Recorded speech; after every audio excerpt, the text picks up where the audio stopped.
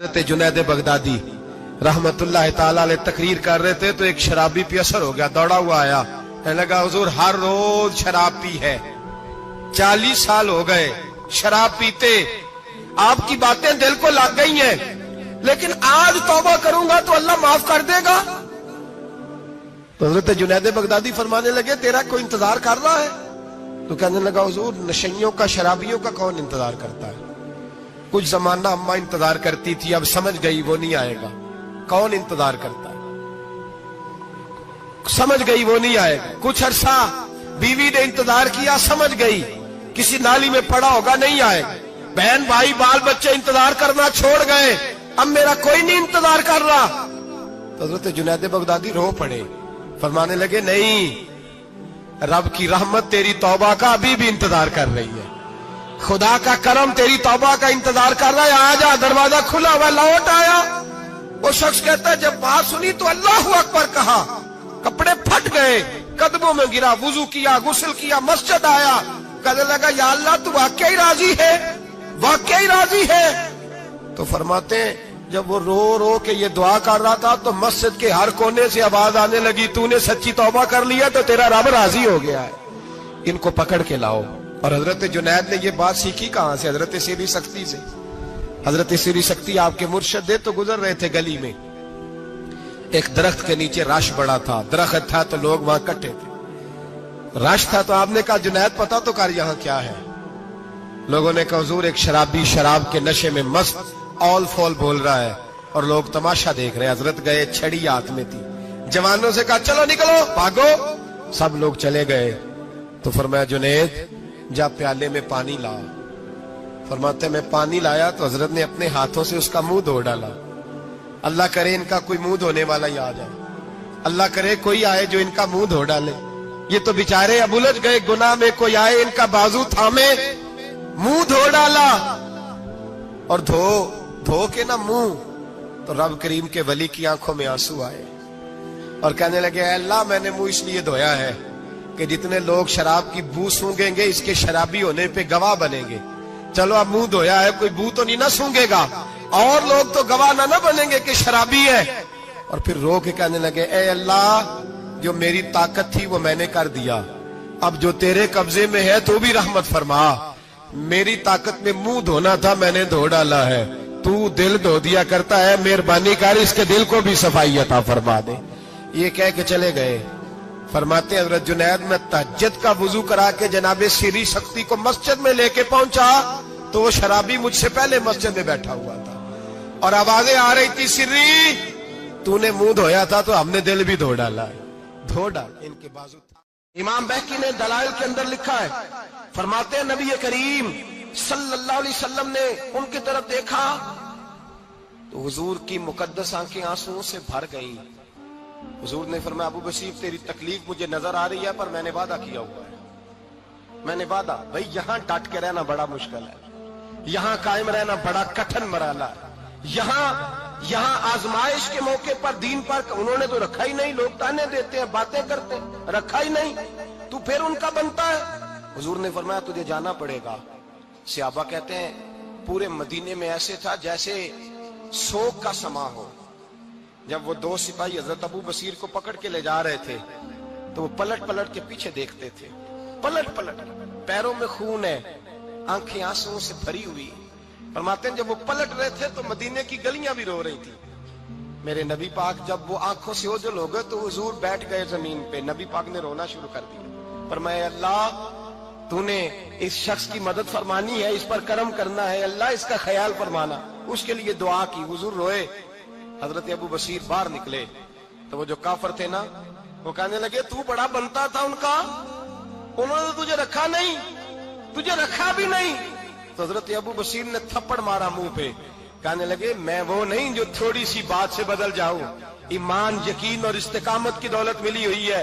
आप फरमाने लगे मेरा तो ईमान और पुख्ता हो गया है कि मेरा नबी अपने वादों का बड़ा पाबंद है, मेरा रसूल अपने वादों का बड़ा पाबंद है। हजरत अबू बशीर कहते हैं मदीने की सरहद गुजर गई तो मैंने खींची तलवार, उनमें से एक सिपाही, अब आओ मेरे मुकाबले में जिसने आना।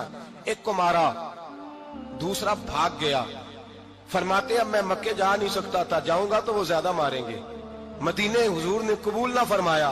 फरमाते एक जंगल में जाके अल-ईस नाम की एक बस्ती थी, वहां डेरा लगा लिया, दरिया के किनारे पानी पी लेता, पत्ते खा लेता, तन तंदूर हड्डां दा बालन ते असी हावां नाल तपाया, कप कप मुकियां पेड़े कीते ते उत्तों सबर पलेथन लाया, तन दी हांडी ते मन दा सालन उत्ते लून सबर दा पाया।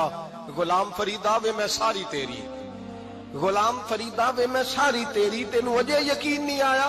फरमाते सालों पत्ते खाए, अब जो भी वहां से तंग होता वो मेरे पास आके पना लेता, जिसको मक्के वाले मारते मेरे पास आके कहते, ताने देने वाले आके कहते हो तुम किस तरह के नौकर हो, तुम्हें तो उन्होंने रखा ही नहीं। हमने कहा चुप कर जा, वो हमारे आका हैं, वो हमारे आका हैं, रखे तब भी ठीक है, ना रखे अल्लाहु अकबर। ईमान देखो, कुव्वत देखो, ਜਿਹੜੀਆਂ ਖਸਮਾਂ ਦੀ ਵਿੱਚ ਰਜ਼ਾ ਵਸਣ ਭਾਗ ਜਾਗ ਜਾਂਦੇ ਉਹਨਾਂ ਗੋਲੀਆਂ ਦੇ, ਤੇ ਮੈਂ ਗੁੱਡੀ ਹੱਥ ਡੋਰ ਸੱਜਣ ਦੇ, ਉਹ ਜਿੰਜ ਰੱਖੇ ਉੰਜ ਰਹਿਣਾ, ਵਾਜਬ ਨਹੀਂ ਜੇ ਵਿੱਚ ਸ਼ਰੀਅਤ ਮੰਦਾ ਖਸਮ ਨੂੰ ਕਹਿਣਾ। फरमाया बस ठीक है, जिस तरह हुजूर राजी वैसे ही हम राजी। हजरत अबू बसीर रदी अल्लाह तआला अन्हु के पास 300 सहाबा इकट्ठे हो गए, 300। हजरत अबू बसीर जब मदीने की सरहद से गुजर रहे थे ना, तो नबी पाक ने एक आवाज दी थी, फरमाया अबू बसीर एक वक्त आएगा कि मेरा पैगाम तुझ तक पहुंचेगा, एक टाइम आएगा। हजरत अबू बसीर से जब कोई कहता ना कि जिंदा किस बात पे हो, तो फरमाने लगे मुस्तफा के फरमान पे बड़ा यकीन है, बुलावा आएगा, मुझे बुलावा, मुझे यकीन है कि मुझे बुलावा, बड़ी उम्मीद है सरकार कदमों में बुलाएंगे, और करम की जब नजर होगी मदीने, मुझे यकीन है कि मुझे बुलावा। हजरत अबू बसीर रदी अल्लाह ताला अन्हु फरमाते हैं कि वक्त गुजरता गया, 300 लोग इकट्ठे हो गए। जब कोई मुसलमानों का काफिला मक्के के पास से गुजरता तो मक्के वाले लूट लेते थे। हुजूर ने भी इजाजत दी मदीने वालों को, अगर उनका काफिला कोई आए तुम्हें भी हमले की इजाजत है, कुफर का माल माले गनीमत है।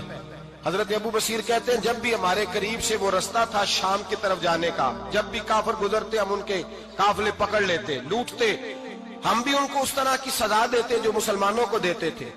फरमाते उनका जीना मुहाल हो गया, हाथ बांध के नबी पाक की बारगाह में गए, कहने लगे ये शेख खत्म फरमा दे और आप उनको बुला ले, बुला ले।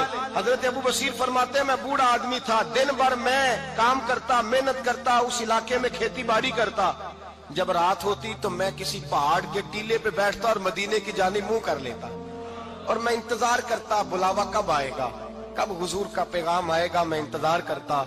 हजरत अबू बसीर रदी अल्लाह ताला अन्हु बीमार हो गए, शदीद बीमार, सख्त बीमार थे, तो कुरैश ने शेख खत्म की। हजरत अबू हुरैरा कहते हैं नबी पाक ने 2 सहाबा को रुका दिया, फरमाया जाओ उसे जाके कहो आ जाए, उसे कहो आ जाए। सहाबा कहते हैं हम पहुंचे तो उनका आखिरी वक्त चल रहा था, आखिरी हिजकियां थी, ईमान और यकीन देखो, आखिरी हिजकियां। लोग कहते अबू बसीर वक्त आ गया, वो कहते नहीं अभी वक्त नहीं आया, वक्त तब आएगा जब नबी पाक का बुलावा आएगा। हुजूर का वादा था वक्त तब आएगा जब मेरे नबी का बुलावा आएगा, अभी बुलावा नहीं आया, तो अबू बसीर का वक्त भी नहीं आया। सहाबा कहते हमने जाके रुका, थमाया, उठने की भी ताकत नहीं थी। जब हुजूर का रुका लिया ना, तो दोनों यूं मुट्ठियां बंद कर ली, गोया झूम झूम के नारे लगाने लगे, आओ देखो मेरे नबी के वादे कितने सच्चे हैं, आओ देखो हुजूर के वादे। चूमते हुजूर का नामा सर पे रखते, सीने से लगाते, और कहते हैं फिर बुलंद आवाज से कलमा पढ़ने लगे, कहने लगे हुजूर में हाजिर हुआ, या रसूल अल्लाह में आया।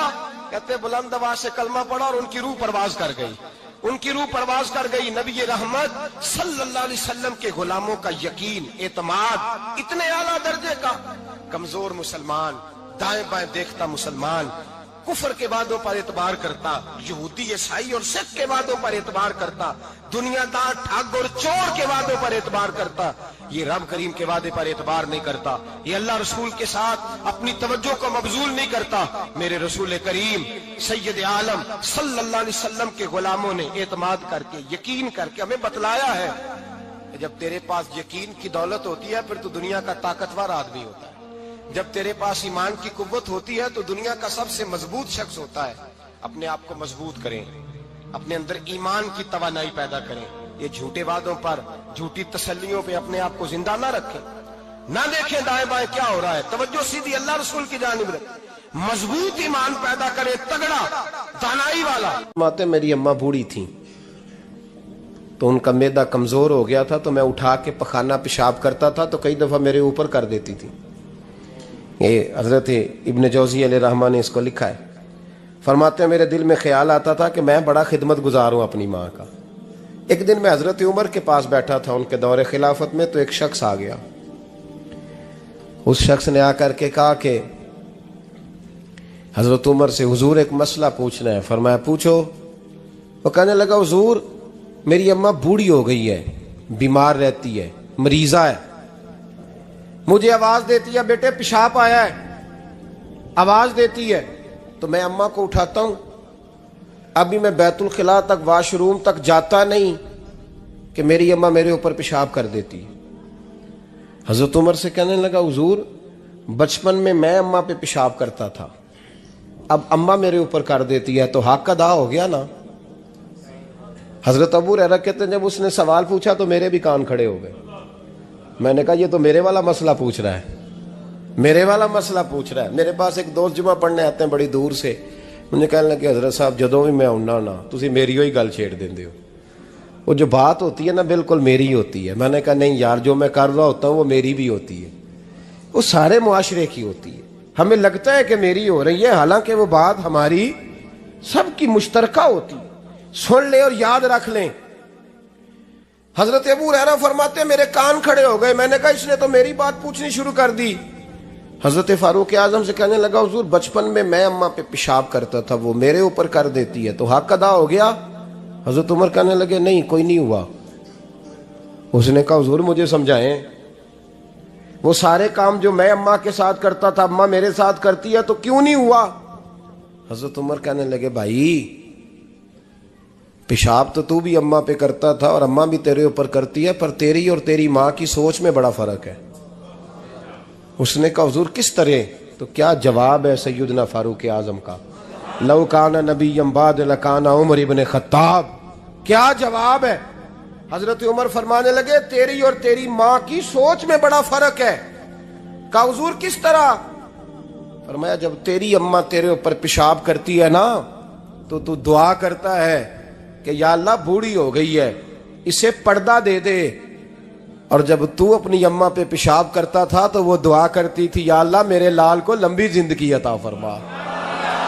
فرمایا یہ تیرا اور اس کا فرق ہے، تو پردے کی دعائیں. سنے عزیزو، کہا جب تیری اور تیری ماں کی سوچ میں. اور نبی پاک صلی اللہ علیہ وسلم نے فرمایا ہے جتنے بھی گناہ انسان کرتا ہے نا اللہ کریم سزا کو روک دیتا ہے، قیامت میں سزا دے گا. اور جو ماں باپ کا نافرمان ہے نا اس کو دنیا میں بھی سزا ملے گی. جو ماں باپ کا نافرمان ہے اسے دنیا میں بھی. آپ یقین کریں بچے تھوڑا سا پڑ جاتے ہیں بیچارے تو ماں باپ سے کہتے ہیں ابا جی تسی پرانے دور دے ہو، تانوں کی پتہ ہوئے. اور تجھے پتہ ہی نہیں بھائی، تجھے خبر ہی نہیں، یہ پرانے دور کے نہیں، تو بیوقوفوں کے دور کا ہے. حضرت مالک بن دینار فرماتے میں نے 60 حج کیے. ایک حج کے موقع پر میں نے بڑا رش دیکھا، لاکھوں کا اجتماع ہوا. میری باتوں کی سمجھ تو آ رہی ہے نا آپ دوستوں؟ جو نہیں بول رہے انہیں بھی آ رہی ہے نا؟ اللہ جزا دے. کہتے ہیں لاکھوں کا مجمع تھا تو میرے دل میں خیال آیا. میں نے کہا اے اللہ اتنے لوگ آئے ہیں ان کا حج قبول بھی ہوا ہے کہ نہیں؟ فرماتے ہیں میں سوچ رہا تھا تو رات کو نا خواب میں نے کسی کہنے والے کو کہتے ہوئے سنا کہ سب کا قبول ہو گیا ہے. بلخ کا رہنے والا محمد بن ہارون بلخی ہے، اس کا حج قبول نہیں ہوا. فرماتے ہیں شہروں کے علیحدہ علیحدہ خیمے لگتے تھے. اب بھی آپ حج کرنے جائیں تو پاکستانیوں کی رہائشیں علیحدہ ہوتی ہیں، انڈین کی علیحدہ، بنگلہ دیش کے علیحدہ، مصری، یمنی، سب لوگ علیحدہ علیحدہ رہائشیں ہوتی ہیں، جھنڈے لگے ہوتے ہیں ملکوں کے. کہتے ہیں میں نے سویرے اٹھ کے ڈھونڈنا شروع کر دیا. ڈھونڈتا ہوں وہ بندہ ملے. کہتے ہیں جہاں بلخ شہر کے لوگ رہتے تھے وہاں چلا گیا تو میں نے لوگوں سے پوچھا تم میں محمد بن ہارون بلخی کون ہے؟ لوگ کہنے لگے وہ تو بڑا نیک آدمی ہے، پرہیزگار ہے، بڑے بولے بالے، بڑے اللہ والے، ریاض آپ کو بس ہم ہی جانتے ہیں، وہ تو بڑا نیک ہے، پرہیزگار آدمی. میں نے کہا اچھا کہاں ہے؟ انہوں نے کہا پہاڑ کے پیچھے اس نے خیمہ لگایا ہوا ہے، ساری رات عبادت کرتا ہے، سارا دن روزہ رکھتا ہے، قائم اللیل ہے، صائم الدہر ہے. کیا بات؟ فرماتے ہیں میں ان لوگوں کی بات سن کے حیران ہو گیا کہ مجھے کیا بتایا گیا، یہ کیا کہہ رہے ہیں. فرماتے ہیں میں پہاڑ کے پیچھے گیا. حضرت مالک بن دینار علیہ رحمہ فرماتے ہیں جب میں وہاں پہنچا تو میں نے اس شخص کو مصلی پہ بیٹھے دیکھا. کثرت عبادت کے آثار اس کے وجود پر نظر آ رہے. سیدھا بازو اس کا کٹا ہوا تھا. فرماتے 2 رکعتیں مکمل کر کے نا میں نے اس سے السلام علیکم کہا تو مجھے کہنے لگا وعلیکم السلام، آپ مالک بن دینار ہیں؟ میں نے کہا بڑی اس کی فراست ہے. فرماتے پھر اس نے ٹھنڈی سانس لی، کہنے لگا آپ کو خواب آئی ہوگی کہ میرا حج قبول نہیں ہوا. فرماتے ہیں مجھ پر اور بجلی گری کہ کیا کہہ رہا. فرماتے میں نے کہا یار لوگ بھی تیری تعریف کر رہے ہیں اور تیری بصیرت بھی بڑی ہے، تو یہ ماجرا کیا ہے؟ کہنے لگا آپ نہ پوچھیں. یہ کہہ کے اس نے رونا شروع کیا، دیر تک روتا رہا. میں نے کہا نہیں یار تو بتا. کہنے لگا نہیں آپ نہ پوچھیں، آپ ناراض ہوں گے. میں نے کہا میں نہیں ہوتا، تو بولنا. کہنے لگا حضور 24 سال ہو گئے مجھے حج کرتے ہوئے، 24واں حج ہے میرا، اور ہر سال کوئی اللہ کا ولی آ کے بتاتا ہے کہ جا چلا جا تیرا کوئی نہیں قبول ہوا. بے پروائی ویک سجن دی جتھے کسے دی پیش نہ جاوے، انہیں تاجاں والے در در رولے تے منگتیاں تخت بٹھاوے. آزم کسے نو کارا ملدا ہی کوئی کعبے خالی آوے. کہتے ہیں اس نے مجھے کہا حضور 24واں حج ہے، ہر سال کوئی بتاتا ہے. میں نے کہا تیری غلطی. کہنے لگا میں اپنی ماں کا نافرمان. میں نے کہا واقعہ کیا ہوا؟ کہنے لگا حضرت اللہ نے مجھے دولت دی، مال دیا، زمینیں دی، تو میں عیاش ہو گیا. آپ یقین کریں اللہ لوگوں کو مال دیتا ہے تو وہ سمجھتے ہیں میری چلاکی سے آیا ہے، میں تیز بڑا تھا اس لیے آیا ہے. نافرمان ہوتے ہیں. لیکن جو رب لینا جانتا ہے دینا جانتا ہے وہ لینا بھی.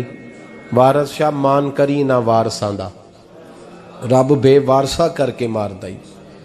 لوگ بڑے سمارٹ بن جاتے ہیں، ان کی گفتگو میں بڑا تکبر ہوتا ہے، ان کے نگاہوں کے انداز میں بڑے وہ کہتے ہیں اوہ سب لوگ بیوقوف ہیں صرف میں سے آنا ہوں، کام جو صحیح چل رہا ہے.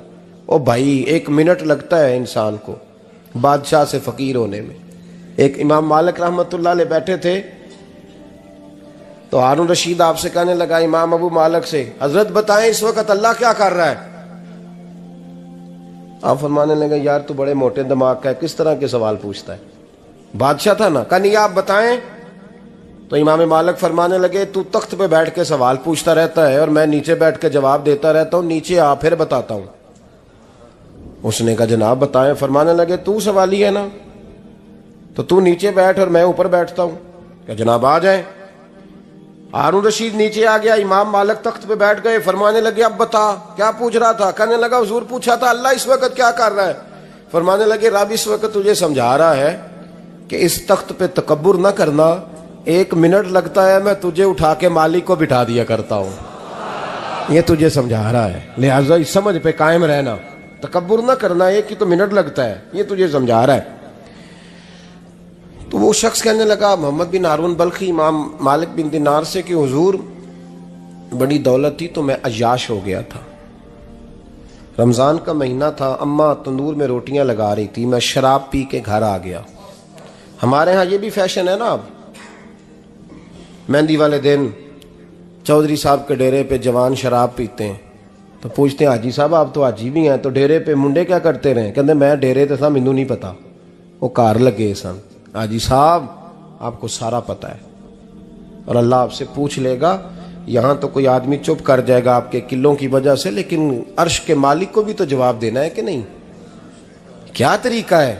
دیکھیں نا، کل والے دن محفل اور مہندی والے دن اللہ سے صرف دکھوں کا رشتہ ہے، رسول اللہ سے صرف غموں کا رشتہ ہے. اگر تو نے ڈھول ڈمکا شور شرابہ کیا ہے شادی والے دن تو کل والے دن بھی بجا، تیرا پتہ چلے، جنازے پہ بھی بجا. کیا تماشا ہے؟ مذہب صرف رسم ہے، ضرورت ہے. کوئی مر گیا تو قرآن پاک کھول لو، باقی جو مرضی کرو. حج بھی کیتی جاندے ہو، لو بھی پیتی جاندے ہو، کھو کے مال یتیماں دا پیج مسیتی جاندے ہو، ਫੱਟ ਦਿਲਾਂ ਦੇ ਸੀਂਦੇ ਨਹੀਂ, ਟੋਪੀਆਂ ਸੀਤੀ ਜਾਂਦੇ ਹੋ, ਨਫਸ ਤੇ ਛੁਰੀ ਫੇਰਦੇ ਨਹੀਂ, ਬੱਕਰੇ ਕੀਤੀ ਜਾਂਦੇ ਹੋ, ਫਰਜ਼ ਭੁਲਾਈ ਬੈਠੇ ਹੋ, ਨਫਲਾਂ ਨੀਤੀ ਜਾਂਦੇ ਹੋ। ਉਹ ਦੱਸੋ ਤੇ ਸਹੀ ਬੁੱਲੇ ਨੂੰ ਇਹ ਕੀ ਕੁਝ ਕੀਤੀ ਜਾਂਦੇ ਹੋ? ਉਹ ਦੱਸੋ ਤੇ ਸਹੀ ਬੁੱਲੇ ਸ਼ਾਹ ਨੂੰ ਕੀ ਕੁਝ ਕੀਤੀ ਜਾਂਦੇ ਹੋ? کوئی طریقہ ہے؟ کول شریف پہ مولوی صاحب تشریف لائیے گا ابا جی کے کول ہیں تو میں تو کہتا ہوں بجا نہ بینڈ باجے والا آج بھی، تیرا پتہ چلے کہ یہ دو کام کیسے ہوتے ہیں۔ تو کس طرح دو کشتیوں کا سمجھ نہیں آتی بات کی۔ میں تو جاتا ہی نہیں بینڈ باجے والی شادی پہ، میں کہتا ہوں جو مردی پڑھا لو نے کہا ہم سے نہیں دو کام ہوتے، اللہ روزی دینے والا ہے، ایک ہی کرتے ہیں۔ دو رنگی چھوڑ کے یک رنگ ہو جا، سراسر موم ہو جا یا سنگ ہو جا، موج کرو۔ ہم اس چکر میں پڑتے ہی نہیں، ہم وہ راستہ ہی چھوڑ دیتے ہیں جو ہماری طبیعت کے مطابق نہیں ہوتا، بس ختم ہو گئی بات۔ اس لیے غور کریں اور یاد رکھیں اس بات کو۔ امام مالک بن دینار رحمۃ اللہ علیہ فرماتے ہیں مجھ سے کہنے لگا پیسے آئے تو میں عیاش ہو گیا، رمضان کا مہینہ تھا، عصر کے بعد میری اماں افطاری کی تیاری کر رہی تھی، میں گیا، میں نے کہا شراب پی ہوئی، اماں روٹی دے، تو اماں کہنے لگی شرم کر، شرم کر، روزہ رکھا نہیں تو جنہوں نے رکھا ہے ان کا تو خیال کر۔ کہتے اماں کی بات کا مجھے غصہ لگا، میں کہا کرتا ہوں بد نصیب ہے وہ بیٹا جس کا باپ اس سے بات کرتے ہوئے ڈرتا ہے کہ پتہ نہیں کہاں سے بولے گا۔ بد نصیب نہیں وہ بیٹا جس کی ماں اس سے بات کرتے ہوئے سہم جاتی ہے کہ پتہ نہیں کون سی بولی بولے گا۔ بد نصیب نہیں کہ ماں باپ بھی جس سے کھول کے بات نہ کر سکیں۔ حضرت مالک بن دینار سے کہنے لگا اماں نے جب کہا نا شرم کر تو مجھے غصہ آیا، میں نے ماں کو تھپڑ مارا اور میری ماں جلتے ہوئے تندور میں گری۔ لوگوں نے مجھے پکڑ کے اندر بند کر دیا کمرے میں، ساری رات میں شور سنتا رہا پر نشے میں دھوت رہا۔ سویرے آنکھ کھلی تو میری بیوی بیگ باندھ رہی تھی، میں نے کہا کہاں جا رہی ہو؟ کہنے لگی جو ماں کا نہیں بنا میرا کیسے بنے گا؟ اور میں نے کہا میری اماں کا، وہ تو لوگوں نے رات کو دفن کر دی جنازہ پڑھ کے۔ تڑپ کے کہنے لگا مجھے کیوں نہیں بتایا؟ تو کہتے ہیں لوگ کہنے لگے تیری مرتی ہوئی ماں کہہ گئی تھی اسے میرا منہ نہ دیکھنے دینا، میرے جنازے کے قریب نہ آئے۔ حضرت مالک بن دینار فرماتے ہیں جب اس نے یہ بات سنائی تو میں نے بھی اس کے منہ پہ تھپڑ مارا۔ میں نے کہا تو اسی قابل ہے۔ کہتے ہیں وہ رونے لگا، حضور دعا کرے اللہ مجھ سے راضی ہو جائے۔ کہنے لگا جب ماں کی انتقال کی خبر ملی تو میں نے کلاڑی لے کے وہ ہاتھ کاٹ دیا جس سے ماں کو مارا تھا۔ میں نے ساری جائیدادیں خیرات کر دیں۔ 24 سال ہو گئے، 24 سال ساری رات نماز پڑھتا ہوں، روزہ رکھتا ہوں، حج کرتا ہوں، پر ہر سال کوئی آ کے کہتا ہے جا دوڑ جا تیرا کوئی نہیں قبول ہوا۔ حضور دعا کرے مالک راضی ہو جائے۔ فرماتے میں تھپڑ مار کے آ گیا، میں نے کہا تجھ سے راضی ہو جائے اتنے ظالم سے؟ امام مالک فرماتے ہیں رات کو آ کے سویا تو مجھے خواب میں رسول پاک کا دیدار ہوا، تو نبی پاک علیہ السلام نے فرمایا مالک تو اسے مایوس کیوں کر آیا ہے؟ اللہ تو بڑا مہربان ہے۔ کہا حضور ماں کے نافرمان کو معافی کیسے ملے گی؟ تو امام مالک فرمانے لگے نبی کریم نے فرمایا جا اسے جا کے بتا دے تجھے قیامت میں تیری ماں کی وجہ سے بخش دیا جائے گا۔ کہا حضور اماں کی وجہ سے کس طرح؟ تو محبوب فرمانے لگے اس کی ماں قیامت میں اس کے خلاف مقدمہ دائر کرے گی رب کریم کی عدالت میں، اے اللہ میں نے 9 ماہ پیٹ میں رکھا، درد سہ کے اسے جنا، جگر کا خون پلا کے پالا اور اسی نے مجھے قتل کیا۔ رب کریم اس کی ماں کا مقدمہ سن کے کہے گا اٹھاؤ اس کو دوزخ میں پھینکو، اس نے ماں جلائی تھی اسے بھی جلاؤ۔ محبوب فرمانے لگے جب پکڑ کر کے مالک اس کو محمد بن ہارون کو لوگ لے جائیں گے نا جہنم کی طرف، ابھی فرشتے گھسیٹیں گے ہی تو پلٹ کے پھر اماں کی طرف دیکھے گا، اور دوسری دفعہ پھر گھسیٹیں گے تو پلٹ کے دیکھے گا، اور تیسری دفعہ پھر پلٹ کے کہے گا اماں یہ مجھے جلانے لگے، اماں یہ جہنم میں پھینکنے لگے۔ میرے حبیب فرمانے لگے وہ جل کے مرنے والی ماں وہاں بھی بول پڑے گی، کہے گی یا اللہ چل میں نے معاف کیا تو بھی معاف کر دے، اے اللہ میں نے معاف کیا تو بھی معاف کر دے، اللہ تو معاف کر دے اسے، اللہ تو اس سے درگزر فرما، اسے معاف کر دے۔ میرے محبوب پاک علیہ السلام فرماتے ہیں رب کریم کہے گا اس نے تجھے جلایا تو کہے گی اللہ یہ تو بیٹا تھا اس نے جلا دیا، میں ماں ہوں، میرے سامنے جلے تو میں کیسے برداشت کر سکتی ہوں؟ فرمایا اس نے جلا کے مارا تھا، پر اسی ماں کی وجہ سے رب کریم اسے جنت عطا فرمائے گا۔ پلٹا جا کے ماں کے پیروں میں بیٹھ، جا سویرے ان پڑھ باپ سے دعا کرایا کر، جا بالکل انگوٹھا چھاپ باپ سے صبح دعا کرایا کر، دیکھ رب کریم تیرے لیے رحمتوں کے دروازے کھول دے گا۔ عزیز دوستو، قرآن مجید نے کہا ہے وَبِالْوَالِدَيْنِ احسانا، اپنے والدین کے ساتھ احسان کرو، اپنے والدین کے ساتھ احسان والا نیکی والا رویہ اختیار کرو۔ اس آیہ مقدسہ پر بہت سارے لوگوں نے بہت کچھ کہا ہے، لیکن علامہ سید محمود آلوسی اندلسی رحمۃ اللہ علیہ نے فرمایا موبائل فون سائلنٹ کر دیں، اور یہ جو ویڈیو بناتے تھک جاتے ہیں دوست موبائل فون والے، یہ میرا خیال ہے ویڈیو والے بھائی سے ہی کوئی رابطہ شابطہ کر لیں تو تھکاوٹ نہیں ہوگی، بنی بنائی مل جائے گی۔ تصویریں اتنا زیادہ ضروری نہیں جتنی ہم نے ضرورت بنا لی ہے، بس ٹھیک ہے ضرورت کے تحت ٹھیک ہے، اتنا زیادہ اس پہ فوکس نہ کریں ورنہ اصل کام رہ جاتا ہے۔ ہم نے تو دل میں سجا رکھی ہے تصویر یار، بس ذرا گردن جھکائی دیکھ لی، تو اس لیے اتنا زیادہ اس کو ضروری نہ بنائیں، حد ہی ہو گئی ہے تصویروں والی۔ میں تو گزارش کرتا رہتا ہوں کہ اشتہار بھی بغیر فوٹو کے چھپے تو زیادہ اچھا لگتا ہے، اور میری یہ بھی رائے رہتی ہے کہ تھوڑا نام لکھا جائے، محمد اجمل قادری سے بھی لوگوں کو پتہ چل ہی جائے گا کون صاحب آ رہے ہیں۔ ہمارے اشتہار پہ کچھ ایسے القابات لکھے ہوتے ہیں جن کا عام آدمی کو ترجمہ بھی نہیں آتا ہوتا، تو ایسی چیزیں پرنٹ کرنے کی کیا ضرورت ہے؟ تھوڑے القابات کے ساتھ سادہ کام کریں، سادگی میں ہمیشہ حسن ہوتا ہے، اور جو سادگی ہوتی ہے وہ ملاوٹ سے پاک ہوتی ہے۔ اللہ تعالیٰ آپ کو بہترین، بس بیٹھ جائیں اپنی جگہ پہ بھائی، تشریف رکھیں سارے سنگی، اور میری طرف توجہ کریں، بچہ کوئی اٹھے تو اسے پیار سے بٹھا دیں۔ میں ذرا ٹھنڈی ٹھنڈی تقریر کرنے والا ہوں، تو چلو اثر کرے نہ کرے سن تو لے میری فریاد، نہیں ہے داد کا طالب یہ بندہ آزاد، اور سبحان اللہ بھی صرف آپ نے اللہ کی رضا کے لیے کہنی ہے، یہ بھی یاد رکھیں۔ کبھی کسی مولوی نعت خواں اور کسی کی توجہ کر کے سبحان اللہ نہ کہیں، ورنہ آپ کو ثواب نہیں ہوگا، صرف اللہ کی رضا کے لیے۔ اور میرے لیے یہ بھی کافی ہے کہ آپ چپ کر کے بھی سنیں تو مجھے اس کا بھی بڑا فائدہ ہے، سننا بہرحال آپ کے لیے بہتر ہے، اس پہ ضرور سنیں۔ میں چھوٹا آدمی ہوں لیکن کچھ باتوں سے بڑا پریشان ہو جاتا ہوں۔ جب لوگ کہتے ہیں نا جس کا ایمان ہے وہ پڑھے، تو جو بیچارہ ٹینشن میں بیٹھا ہے سوچ کہیں اور چلی گئی ہے، وہ بے ایمان تو نہیں نا؟ تو کیوں اس قسم کے جملے ہم بولتے ہیں جن کی شریعت ہی ہمیں گنجائش نہیں دیتی، اجازت نہیں دیتی کہ جس کا ایمان ہے وہ ہاتھ کھڑا کر لے؟ تو جس نے تازہ بائی پاس کرایا دل کا، وہ ہاتھ کھڑا کرے گا تو مر جائے گا بیچارہ، اس کو حکم ہے کہ وہ نیچے رکھے۔ یہ جذبہ ہے، ضرور ہونا چاہیے، ہاتھ کھڑے دیے ہی اللہ رسول نے اپنے لیے ہیں تو ہونا ضرور چاہیے، لیکن اس کو اتنا فرض نہیں سمجھنا چاہیے۔ ماحول میں بہت زیادہ، اور ایک اور بڑا ایشو ہے ہماری محفلوں میں، وہ نوٹ پھینکنے کا ہے۔ کیا ضرورت ہے؟ نذرانے کا یہ سٹائل نہیں، نہ یہ کام کریں۔ میلاد کی محفل میں آ کے بھی غریب آدمی پریشان رہتا ہے، وہ کہندا میرے کو دتھی ہوندی تو میں بھی اگے بہندا، لہذا پیچھے بو لوگ کے دتھی جو کوئی نہیں۔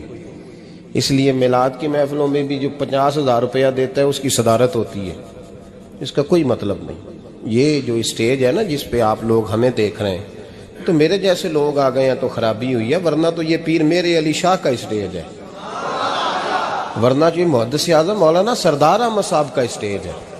اس پہ تو جو جس کا دل آتا ہے وہ کہتا جا رہا ہے، کوئی پتہ ہی نہیں کوئی کیا بول رہا ہے اور کون کس کا کلام پڑھ رہا ہے، کوئی اس نے تحقیق نہیں کرائی کہ یہ پڑھنے والا تھا بھی کہ نہیں، کوئی پتہ ہی نہیں۔ بڑے بڑے شعراء مولانا حسن رضا صاحب جیسے لوگ نعت لکھتے تھے تو پہلے چیک کراتے تھے کہ ٹھیک ہے کہ نہیں، اب پتہ ہی کوئی نہیں۔ یہ بڑا سنجیدہ اسٹیج ہے، یہ میاں شیر محمد شرک پوری کا اسٹیج ہے، یہ حضرت امیر ملت کا اسٹیج ہے میرے بھائی، یہ علامہ کاظمی کا اسٹیج ہے، اور یہ میرے اعلیٰ حضرت فاضل بریلوی کے ماننے والوں کا اسٹیج۔ اس میں کوئی ایسی حرکت نہ کرے، اور کبھی بھی محفل کو کمرشل نہ بنائے۔ زندگی میں یاد رکھ لیں اللہ رسول کی بارگاہ میں بھی جانا ہے۔ لوگ آ کے شکوہ کرتے ہیں فلانا مولوی پیسے مانگتا ہے، تو میں نے کہا وہ اس لیے مانگتا ہے کہ آپ دیتے ہیں، آپ مارکیٹ بند کر دیں تو بندے سارے صحیح ہو جائیں گے. یہ مانگنے والے کی غلطی نہیں، یہ ریٹ لگانے والوں کی غلطی ہے. جو چیز مارکیٹ میں بکے نہ وہ بننی بند ہو جاتی ہے. تو کیوں آپ لوگوں نے ایسے لوگ پرموٹ کیے جنہوں نے نعت بیچی 10,000 کی، تلاوت بیچی 10,000 کی، معاذ اللہ تقریر بیچی، کیوں ایسے لوگ پرموٹ کیے؟ کرو مدح اہل دول رضا، پڑے اس بلا میں میری بلا، میں گدا ہوں اپنے کریم کا اور میرا دین پارا نا نہیں. اور یہ یاد رکھ لو زندگی میں، اس کی کو تھوڑی اور کم کر دیں جی، اللہ آپ کو جزا دے، برکت دے. یہ بھی یاد رکھ لیں کہ گردن کو جھکا دیتا ہے خیرات کا پتھر، جہاں میں مانگنے والوں کے سر کبھی اونچے نہیں ہوتے. سر اسی کا اونچا ہوتا ہے جو دینے کا عادی ہوتا ہے. جو کشکول طلب دراز کر کے رکھتے ہیں ان کے بھی کبھی سر اونچے ہوئے ہیں. وہ کسی نے کہا تھا، مجھے بعض لوگ فون کرتے ہیں، کہتے ہیں صاحب آپ کا ریٹ، تو میں کہتا ہوں تو کو دیتا ہی نہیں جانا. تو کیوں آپ ایسی بات کرتے ہو بھائی؟ ہم بڑے قیمتی لوگ ہیں، کیوں ہمارا آپ ریٹ لگاتے ہو؟ یہ شعر سن لیں، یہ شعر آپ کو فائدہ دے گا، اگر یاد ہو گیا تو بڑا نفع دے گا. یہ آرزو کرم اور میں آپ سے کروں، یہ آرزو کرم اور میں آپ سے کروں، یہ بھیک اس کو دیجئے جس کا خدا نہ ہو. تو جس کو بے حساب مل رہا ہو اس کو کیا ضرورت ہے ہاتھ پھیلانے کی؟ یہ بھیک اس کو دیجئے جس کا، ایک طرف نعرہ لگتا ہے کون دیتا ہے دینے کو، دوجے پاس آنے نے دیا جے 20,000. اور ظالمہ ان پہ آندہ سے نبی پاک کو لینے نے. نذرانہ کوئی تحفہ دے تو لینا سنت ہے، لیکن یہ جو سٹائل ہے نا کہ طے کرنا، اور پہلے ماڑے بندے دی پہنچتے محفل بھی کوئی نہیں رہ گئی، وہ بھی آندہ کمیٹی نکلے گی تو جلسہ کرانگے. ایڈا مہنگا جلسہ، اس کی پہنچ میں تو محفل بھی کوئی نہیں. غریب آدمی تو اب ترس گیا ہے نعت سننے کو بھی، اس لیے کہ اس کا بھی ریٹ ہے. باز آئیں اس چیز سے. ہمارا اعلیٰ حضرت فاضل بریلوی رحمۃ اللہ علیہ تیل لینے چلے گئے دکان پہ، دکاندار کو بوتل دی تیل والی، بھر کے دے دو. اس نے بھر کے دی تو اعلیٰ حضرت نے فرمایا کتنے پیسے؟ اس نے کہا جی ویسے تو 5 آنے کی ہے، آپ ہمارے عالم دین ہیں، آپ 3 آنے دے دیں. اعلیٰ حضرت نے پورے 5 دیے. فرمایا تو پورے رکھ، میں احمد رضا ہوں، میں اپنا علم 2 آنے کا نہیں بیچا کرتا. تو نے میرا 2 آنے ریٹ لگایا ہے، آپ عالم ہے تو 2 چھوڑ دیں. اس لیے سنجیدگی پیدا کریں یار. کوئی ضروری نہیں، کوئی سنتا ہے تو ٹھیک ہے، نہیں سنتا تب بھی ٹھیک ہے. جن کی پڑھ رہے ہو وہ تو سن رہے ہیں کہ نہیں؟ یہ کافی نہیں کہ جن کی پڑھ رہے ہو وہ سن رہے ہیں. اس لیے مہربانی فرمائیں، اس ماحول کو خاصا سنجیدہ کریں، اس پر خاص محنت کریں. اس لیے نہیں کہہ رہا بنانے کے لیے، مسجد میں بیٹھا ہوں باوضو ہوں، میرا دل نہیں مانتا جب میں اسٹیج پہ آؤں تو کوئی بندہ نعرہ لگائے. کیوں بھائی؟ کچھ ضروری ہے؟ بوڑھا آدمی بیچارہ بیمار بیٹھا ہے اور عشاء کا وقت کا وہ آیا ہوا ہے، اور نبی پاک صلی اللہ علیہ وسلم نے فرمایا سفید بالوں کی عزت اسی طرح ہے جس طرح تم نے اپنے اللہ کی عزت کی ہے. یہ بخاری مسلم کی حدیث ہے. فٹافٹ کھڑے ہو جاؤ جی پیر صاحب آگے تھے، پیر صاحب ٹائم نہ لاؤندے ہاں. کیوں یہ کام کرتے ہیں؟ کچھ بھی نہیں ہوتا. جو عزت کرتا ہے اس کا پتہ ہوتا ہے دل سے کر رہا ہے. بیٹھا رہنے دے لوگوں کو، کوئی فرق نہیں. یہ بڑی خوبصورتی پیدا کریں، آپ ماحول کو صحیح کریں، آپ کے جلسے کئی گنا زیادہ بڑے ہو جائیں گے انشاءاللہ تعالی. اور میری آخری گزارش تمہیدی بات کر رہا ہوں، وہ یہ ہے کہ محفلوں کی ترتیب لگائیں. جو قاری صاحب نے عشاء کے فوراً بعد تلاوت کی انہوں نے بھی قرآن ہی پڑھا تھا، وہ بے قاعدہ کیوں تھی؟ پھر جو دوبارہ 1.5 گھنٹے کے بعد باقاعدہ شروع ہو گئی تو وہ قرآن پاک نہیں تھا؟ ان باقاعدہ شروع ہونے لگی ہے، کیا مطلب ہے اس کا؟ باقاعدہ محفل عشاء کے بعد شروع کریں، ٹائم دیں، نعت خواں کو وقت دیں، اور دعا کا ٹائم لکھیں. آپ میرے پاس کبھی آئیں، ہزاروں کا جلسہ ہوتا ہے ہمارا، لیکن ہم 1.5 گھنٹے سے زیادہ محفل کرنا مناسب ہی نہیں سمجھتے. اس لیے کہ اگر فجر سویرے تانگ ہو جائے تو ساری رات جلسے کا مقصد کیا ہوا؟ اور مختصر بات کریں گے خیر الکلام ما کلا ودلہ تو وہ بڑی بہترین رہے گی. سنجیدگی لائیں تاکہ جس آدمی نے سویرے کام پہ جانا ہے وہ 10 کے آوے کہ میں چلا 8 بجے محفل شروع ہونی ہے تے لو 9:45 میں تھوڑے کول ہوواں گا انشاءاللہ، تاکہ باقی کا کام بھی کر لیں. یہ ماحول، یہ میں گزارشات کر رہا ہوں، اپیل کر رہا ہوں. چلے اللہ کرے میں بے عمل آدمی ہوں، میری زبان سے نکلی بات کسی پہ اثر کر جائے. یہ آپ سنجیدگی پیدا کر کے دیکھیں، انشاءاللہ یہ رش زیادہ ہو جائے گا آپ کے پاس اور برکت ہوگی اس بات کی. وبالوالدین احسانا، والدین کے ساتھ احسان کرو. علامہ سید محمود آلوسی اندلسی رحمۃ اللہ علیہ صاحب تفسیر روح المعانی فرماتے ہیں آپ فرماتے ہیں اللہ کریم نے کہا والدین کے ساتھ احسان کرو. اس کا ترجمہ کیا ہے؟ آپ فرماتے ہیں اس کا مطلب یہ ہے کہ جتنی کوئی بندہ نیکی کرے اگر اس کے مطابق نیکی کر دی جائے تو وہ بدلہ ہوتی ہے، اور اگر تھوڑی بڑھا کے کی جائے تو وہ احسان ہوتی ہے.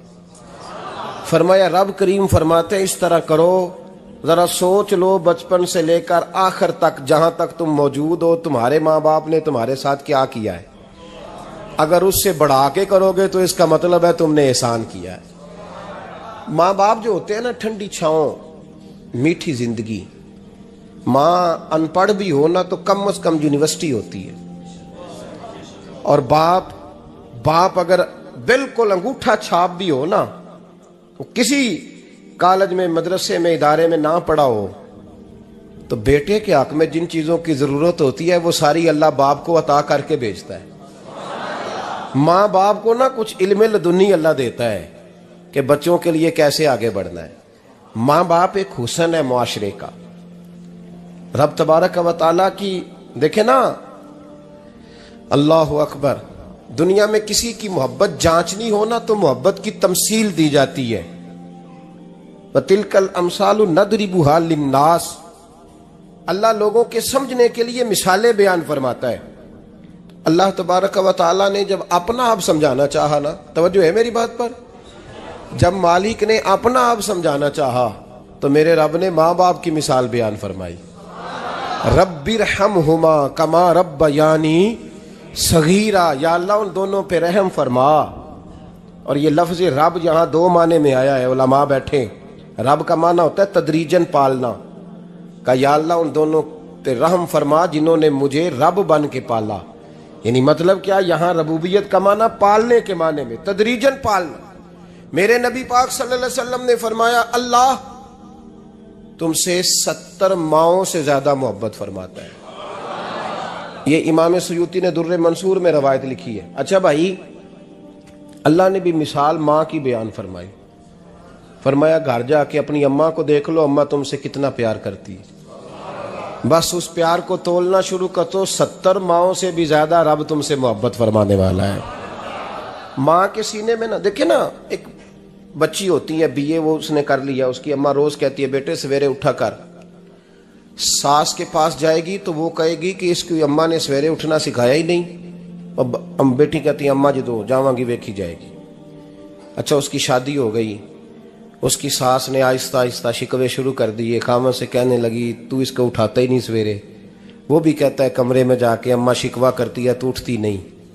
اور بچی لاڈلی تھی، وہ نہیں تھی اٹھتی ٹائم پہ. زندگی کے 22 سال 23 سال وہ سویرے نہیں اٹھی، وقت پہ نہیں اٹھی. مثال دے رہا ہوں.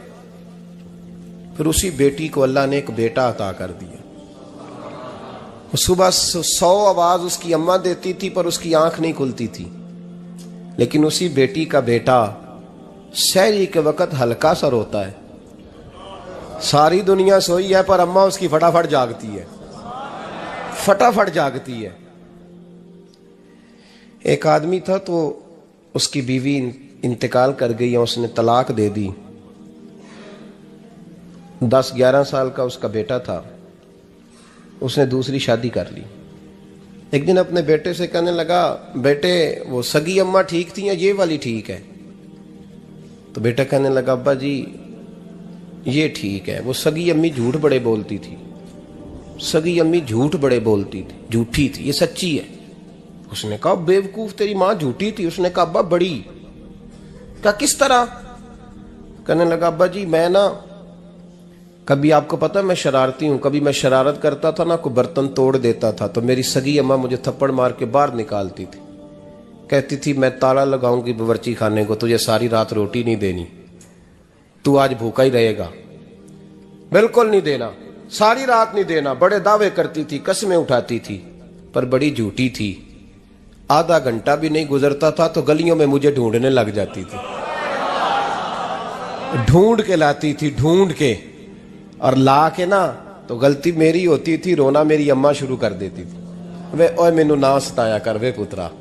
پھر میری مرضی کا کھانا مجھے پکا کے دیتی تھی، میری مرضی کا. اور پھر میری اماں مجھے تحفہ بھی دیتی تھی. ابا جی وہ جھوٹی تھی پہلے کہہ رہی تھی ساری رات نہیں دینا، اب آدھا گھنٹہ. یہ بڑی سچی ہے، جواب بھائی ہے. میں شرارت کرتا ہوں تو تھپڑ مار کے نکال دیتی ہے، کہتی ہے روٹی نہیں دینی. پھر میں ساری رات رو کے گزارتا ہوں پر نہیں دیتی. یہ سچی ہے، وہ جھوٹی تھی. تم ماں کے درد کو کیا سمجھے؟ بچے تو کہتے ہیں اماں نے ہمیں قید کر دیا، اماں کہتی ہے میری مرضی سے کھاؤ. اور تجھے نہیں پتا اس نے قید نہیں کیا، وہ تم سے پیار بڑا سچا کرتی، اور بڑا سچا پیار کرتی ہے تیرے ساتھ، بڑا سچا. بیٹا برگر کھا کے آ جاتا ہے، اماں کہتی ہے روٹی کھا لے، کہتا ہے نہیں آپ نے بینگن پکائے ہوئے ہیں میں نے نہیں کھانے. تو اماں منتیں کرتی ہے، کہتی ہے چل تم دس کی کھانا ہے، تینوں سیویاں نہ بنا دیاں، فٹافٹ دال پک جائے گی، کیا کھائے گا؟ وہ ابا جی میری طرح قریب سے کہتے ہیں چھڈ پر بھوک لگے گی تو آپ ہی کھا لے گا. لیکن اماں کہتی ہے اس نے روٹی نہ کھائی تو مجھے نیند نہیں آئے گی. تو اس درد کو سمجھنا. میں غلام ہوں ایک آستانے کا، اور میں سمجھتا ہوں جو کسی کا مرید ہی نہیں اس پر تو سایہ ہی نہیں، اسے چاہیے کسی بزرگ کا سایہ حاصل کرے. لیکن بھائی یہ بات بھی بڑی سچی ہے کہ میرے جیسے پیر کے ہاتھ میں 5,000 روپیہ نذرانہ دو نا، پیر صاحب دعا کرنا، تو پیر صاحب نے دعا پکی یاد کی ہوئی ہے سب کے لیے، رٹی رٹائی، اللہ خیر کرے اللہ بھلا کرے، اور سب کے لیے رٹا لگایا ہوا ہے. اور اماں کو بیٹا ویسے ہی کہہ جائے، ویسے ہی اماں میں انٹرویو دینے جا رہا ہوں ذرا دعا کرنا، وہ بیبیاں منگا کے دعائے تنجینہ پڑھانا شروع کر دیتی ہے، اور ساری رات مسلح پہ بیٹھی. اس درد کو سمجھنا. اور بھائی بڑا ویل ڈریس بیٹا ہوتا ہے، ویل ڈریس نوجوان، وہ 18,000 کا جوڑا پہنتا ہے، 7,000 کا جوتا خریدتا ہے، وہ قیمتی قسم کی گھڑی استعمال کرتا ہے. لیکن اسی بچے کے جب اپنے بچے ہوتے ہیں نا تو بی بی کو کہتا ہے یہ لے 10,000 روپیہ، بچوں کے کپڑے خرید لے، میرے صحیح ہیں ابھی کل ہی تو خریدے تھے. اور باپ، اور تو سمجھا ہی نہیں یار، 30 سال باپ نے جوانی ساری سعودی عرب کو دے دی، لیکن تیرا خیال رکھا. میں ایسے لوگوں کو جانتا ہوں جنہوں نے 30 سال پردیس میں کمبل نہیں بدلا، اور جہاں گئے تھے تو ایک کمبل خریدا تھا پھر بدلا نہیں. تو ماں باپ کے بارے میں، اور یہاں بچے حساب کرتے پھرتے ہیں، بھائی تو انہوں پچھلے مہینے بھی 5,000 دیتا سی، تسی پیسے ادا کر دے کی ہو، ماں باپ سے حساب کرتا ہے تو. ترمذی شریف کے لفظ ہیں، ایک صحابی نے آ کے عرض کی یا رسول اللہ پیسے وراثت کے نہیں، میرے ابا جی نے نہیں دیے مجھے، اور میں نے خود محنت کر کے کمائے، اب میرا ابا مجھ سے پیسے مانگتا ہے تو کیا کروں، اور میرے ہیں میں نے کمائے ہیں، ابا جی نے نہیں دیے، وراثت نہیں، حصہ نہیں ملا. حضور میرا ابا مانگتا ہے تو میرے لیے حکم کیا ہے؟ تو نبی پاک نے فرمایا کیا کہا تم نے؟ پیسے تیرے ہیں؟ کہا حضور ہاں. تو فرمایا ابا کس کا ہے؟ کہا یا رسول اللہ میرا. تو فرمایا اگر تو اپنے والد کا ہے تو تیری ہر شے تیرے والد کی ہے، تو بھی تیرے والد کا ہے تو تیرا مال بھی تیرے. ماں اور باپ یہ تو حسن ہے زندگی کا، یہ تو وقار ہے انسان کا. جب تک ماں باپ کا ہاتھ پکڑ کے چلو گے نا رستے سیدھے رہیں گے، اور جس دن انگلی چھوڑ کے سڑک پہ نکلنا پڑا نا سر چکرانے لگے گا. یاد رکھنا یہ بڑا مشکل کام ہوتا ہے. لوگوں کا تو رخ ہی اس دن واضح ہوتا ہے جس دن آدمی سائے سے محروم ہوتا ہے. اماں تو کمرے میں پڑی ہو نا، اورنگزیب عالمگیر کی ماں فوت ہو گئی، 350 کمرہ تھا محل کا، اور اماں 12 سال ٹانگوں سے معذور رہی اورنگزیب عالمگیر کی. اماں 12 سال کمرے سے نکل نہیں سکی، ساتھ ہی واش روم تھا یا جو بھی اس دور میں طریقہ تھا. اورنگزیب جب محل میں آتے تھے تو پھر بھی سیدھے اماں کے پاس جاتے تھے، اور جب واپس نکلتے تھے پھر بھی اماں کے ساتھ. اورنگزیب کی ماں کا جنازہ اٹھا تو اورنگزیب نے رونا شروع کیا. پھر سالوں بیت گئے پر اس کے آنسو خشک نہیں ہوتے تھے. ایک شخص نے کہا تیری کوئی انوکھی مر گئی ہے، ساری دنیا کی مرتی ہیں.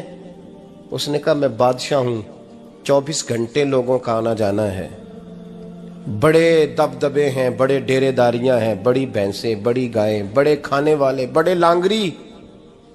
میری ماں بوڑھی تھی، ایک کونے میں پڑی رہتی تھی، پر جب سے وہ گئی ہے یہ مجھے محل نہیں لگتا، مجھے قبرستان لگتا ہے، مجھے لگتا ہے یہ قبرستان ہے.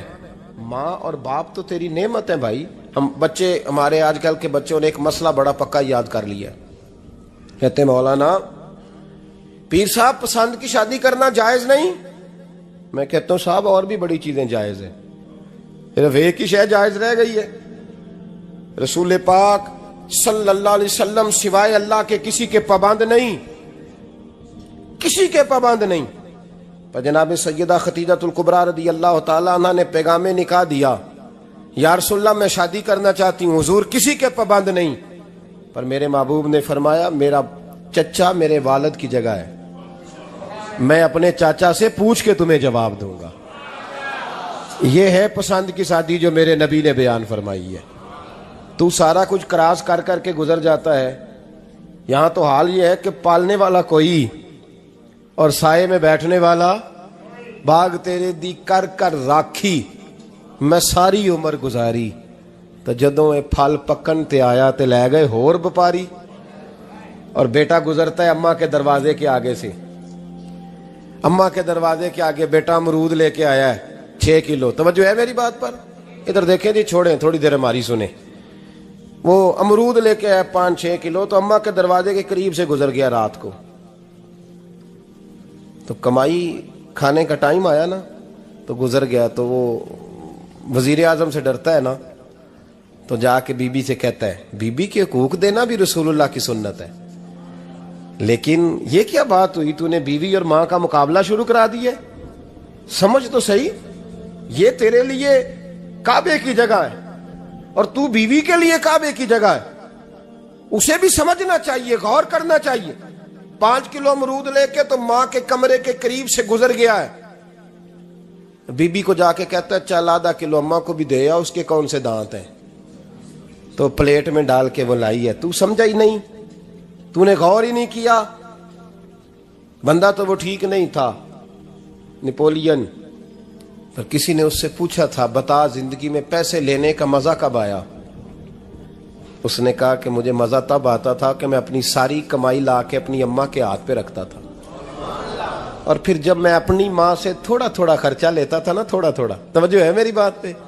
اماں جی 10 روپے دے آجے، کہتے جب میں تھوڑا تھوڑا خرچہ لیتا تھا نا، تو مجھے یوں لگتا تھا جیسے میں بادشاہ وقت کے سامنے کھڑا ہوں اور وہ خزانے کا منہ کھول کھول کے مجھے دیتا جا رہا ہے۔ تو اس ذائقے کو سمجھ تو صحیح بھائی، تو اس کو سمجھ تو صحیح بھائی، یاد رکھیں اور غور کریں۔ ماں اور باپ، اور پھر یہ بھی سن لیں، نبی پاک صلی اللہ تعالی علیہ وآلہ وسلم نے ماں باپ کے لیے فرمایا ہما جنتک و نارک، یہی تیری جنت ہے اور یہی تیرے لیے جہنم ہے۔ اگر یہ راضی ہو گئے تو تیرے لیے جنت ہے، ناراض ہو گئے تو چاہے تو 100 پیر کے مزار پہ حاضری دے آ، لیکن جب تک ابا راضی نہیں اتنی دیر تک اللہ راضی۔ یہ حدیث پاک ہے، حضور نے فرمایا جس کے والد راضی اس کا اللہ راضی، اور جس کا باپ ناراض اس کا اللہ۔ ہاں بے شک، اب یہ حدیث ہے نا، تو سارے ولی ایک طرف بیٹھ جائیں، کہیں یا اللہ بخش دے مرید کو، لیکن اگر ابا کہے یا اللہ نام معاف کرنا، تو اللہ ان اولیاء کی نہیں مانتا، والد کی مانتا ہے۔ اس لیے بلے شاہ آسمانی اڈدیاں پڑھنا ہے، جیڑا گھر بیٹھا انہوں پڑھیا ہی نہیں۔ بھائی یاد رکھو، ماں باپ سے پیار کرو، ان کی خدمت کرو، ان کے پاس بیٹھا کرو، اور ماں باپ کو ٹائم دیں، وقت دیں، چند گھڑیاں ان کے پاس بیٹھیں۔ آپ یقین کریں ابا جی سے آپ مشورہ کر لیں، صرف مشورہ، مرضی بے شک اپنی کریں، لیکن اس مشورے میں آپ کو اتنا سایہ ملے گا کہ زندگی میں کبھی ناکامی نہیں ہوگی۔ پر اسی سجن دی مننی ابے دی نہیں مننی، وہ پھٹے پہ جو نلائق ہماری طرح کا بیٹھا ہے اس سے مشورہ لینا ہے، والد سے نہیں لینا۔ باپ کے پاس بیٹھیں، اس سے مشورہ لیں۔ میرے ابا جی کسان تھے،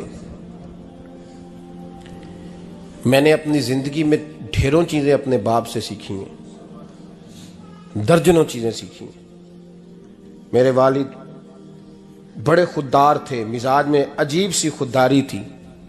کوئی بندہ کبھی حال پوچھ لیتا تھا نا کہ حالات کس طرح کے ہیں، تو فرماتے تھے بھائی اگر بتانا ہوا تو اپنے اللہ کو بتاؤں گا۔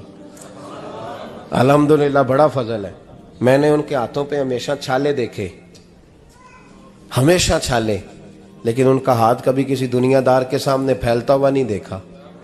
لوگ مجھے کہتے ہیں آپ کس پیر صاحب کے صاحبزادے ہیں، تو میں کہتا ہوں میں اس پیر کا صاحبزادہ ہوں جس نے محنت کر کے حلال کی کمائی کھائی ساری زندگی۔